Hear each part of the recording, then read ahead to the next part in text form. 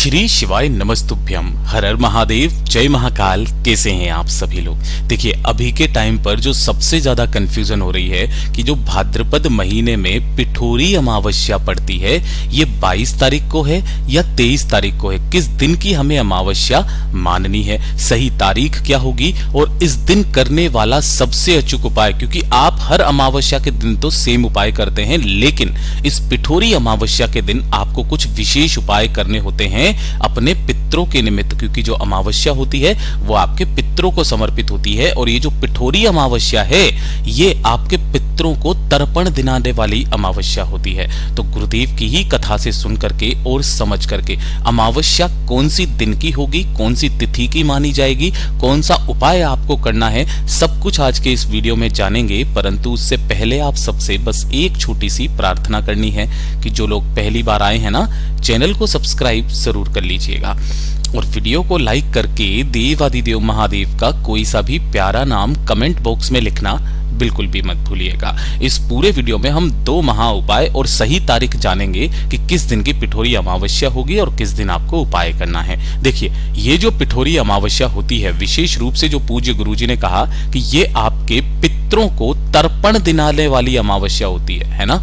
पितरों को जिस घर के पितृ तर्पित रहते हैं, तर्पण मिल जाता है महाराज, उस घर में कभी भी कर्ज नहीं बढ़ सकता, कभी धन की कमी नहीं आ सकती। उस परिवार की उन्नति खुद महादेव करते हैं कि जिस घर में उनके पितरों के निमित्त कार्य किया जाता है, मेरा महादेव उन्हें भर भर के देता है। ये खुद पूज्य गुरुजी के वचन हैं जो शिव महापुराण के अंदर वर्णित है।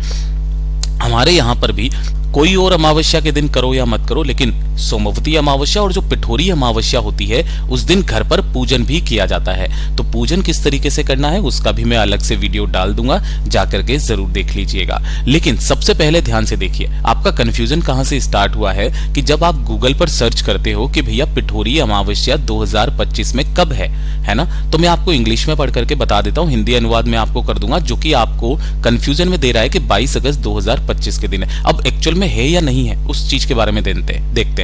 पहले होता है कि when is भाद्रपद अमावस्या। भाद्रपद अमावस्या कब है, know the date and significance, इसके महत्व क्या है। भाद्रपद अमावस्या a significant day for Hindus fall on 22 August 2025 and it's dedicated to ancestor worship। ancestor worship मतलब कौन होता है? ancestor मतलब होते हैं पूर्वज, जो आपके पूर्वजों के लिए होते हैं, ठीक है। people perform पितृ तर्पण, ऑफर फूड टू ब्राह्मण्स, यानी कि पितरों के तर्पण के लिए वो कुछ उपाय करते हैं, व्रत करते हैं, ब्राह्मणों को भोजन देते हैं, साथ ही साथ take holy bath in the Ganga, और गंगा के जल में स्नान करना भी इस दिन के अंदर शुभ माना गया है। तो इस दिन हम लोग गंगा नहीं जा सकते, तो गंगा जल से कैसे स्नान करेंगे? तो जो भी आप ब्रह्म मुहूर्त में उठेंगे, तो गुरुदेव ने कई बार कहा कि अगर आप गंगा नहीं जा सकते तो आप अपने नहाने की बाल्टी में थोड़ा सा गंगा जल मिला करके उससे आपको स्नान करना है, पूरे परिवार को स्नान करना है। और अब बात करते हैं कि किस दिन की है। तो देखिए, अगर आप 22 अगस्त 2025 का पंचांग खोलेंगे तो जो देखिए यहाँ पर अमावस्या की जो तिथि स्टार्ट हो रही है वो हो रही है 22 अगस्त को ही सुबह 11:56 से लेकर के, और कब तक जा रही है? 23 अगस्त को सुबह के 11:36 तक। और जो अमावस्या है वो शाम की मानी जाती है। तो काफी सारे कंफ्यूजन में है कि भैया 22 तारीख की ही मानी जाएगी क्या? तो देखिए ध्यान से, ये जो पिठोरी अमावस्या होती है, इसे भी उदया तिथि के अनुसार ही लिया जाता है। और जब उदया तिथि अनुसार लिया जाएगा तो जो अमावस्या की तिथि है वो 23 तारीख को देखिए कि अगर आप 22 तारीख को 11:56 यानी कि उससे पहले सूर्योदय हो चुका होगा, और 23 तारीख को जब सूर्योदय होगा सुबह 6-7 बजे के करीब, तब कौन सी तिथि होगी? तब होगी अमावस्या की तिथि, ठीक है ना। तो आपको ये नहीं देखना, ये वाली अमावस्या हमेशा उदया तिथि से मानी जाती है। तो जो अमावस्या होगी वो 23 तारीख को होगी, जिस दिन क्या पड़ रहा है? शनिवार भी पड़ रहा है। और गुरुदेव ने कई बार कहा है कि अगर कोई बड़ी अमावस्या है तो वो या तो सोमवती अमावस्या है या फिर शनि अमावस्या है, और इसी शनिवार की अमावस्या के दिन ही पिठोरी अमावस्या का व्रत रखा जाएगा।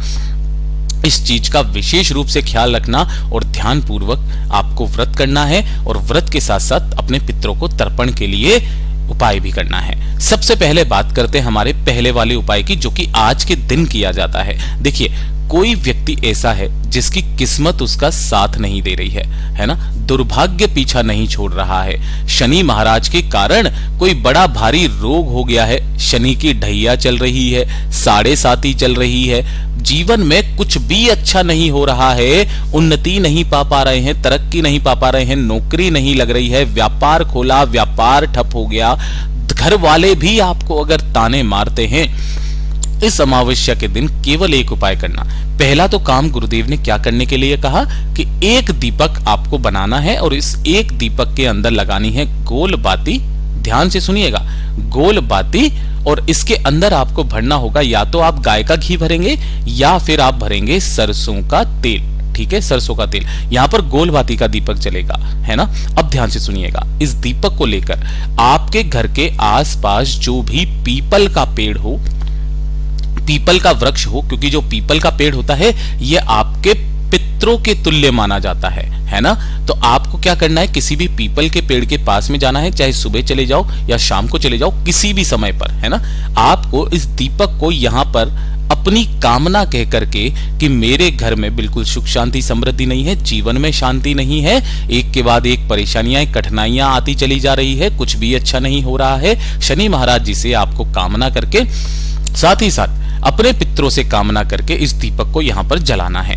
दूसरा काम जो पूज्य गुरुजी ने कहा कि अगर आपको जीवन में सफलता पानी है, कि आपकी सफलता कभी भी ना रुके, तो जिस पीपल के पेड़ के पास में जा रहे हो, उसी पीपल के पेड़ की ये जो छाल होती है ना, ये वाली, है ना, थोड़ी सी छाल आपको निकाल लेनी है यहां से। ठीक है, इस छाल को लेकर के अपने घर पर आना, और घर पर आने के पश्चात इस छाल को आपको पीसना है ना, पीस करके छान लेना, और छान करके ये जो पीपल की छाल का चंदन निकल करके आएगा, इस चंदन को आपको लेना है। ठीक है, और इस चंदन के साथ में एक लोटा शुद्ध जल अपने घर का लेना तांबे के कलश में, और इसे लेकर के आपको भोलेनाथ के मंदिर में पहुंचना है, शिवलिंग के पास। ठीक, जैसे ही आप यहां पर पहुंचोगे, सबसे पहले आपको शिवलिंग के पीछे की तरफ बैठना है, उत्तर दिशा की तरफ में मुख करके। जो पूजा पाठ अर्चना आपको करनी है वो पहले करना। उसके पश्चात आपने जो यहां पर पीपल की छाल का चंदन लिया है, उस पीपल की छाल के चंदन को भोलेनाथ की शिवलिंग पर अपना नाम और गोत्र बोलकर पूरी शिवलिंग पर आपको क्या करना है, उसका लेपन करना है। तो जितना निकाल सको उतना लगाना, अच्छे से आपको पूरी शिवलिंग पर, इस लिंगनुमा आकृति पर भी पूरे पर अच्छे से उस पीपल की छाल का क्या कर देना है, चंदन का लेपन करना है। किन महादेव के नाम से करोगे? पिपलेश्वर महादेव के नाम से। ठीक है, जब पूरी छाल का आप यहां पर अच्छे से लेपन कर देंगे, पिपलेश्वर महादेव का ध्यान करते हुए, अपनी कामना करते हुए, इस शिवलिंग का ये जो लिंगनुमा आकृति है, केवल ये ऊपर वाला हिस्सा, इस पर से जितना भी चंदन आपने लगाया है, उस चंदन को आपको निकाल करके किसी भी एक कटोरी के अंदर क्या कर लेना है, इकट्ठा कर लेना है। ठीक है ना, इस चंदन को आपको निकाल लेना है।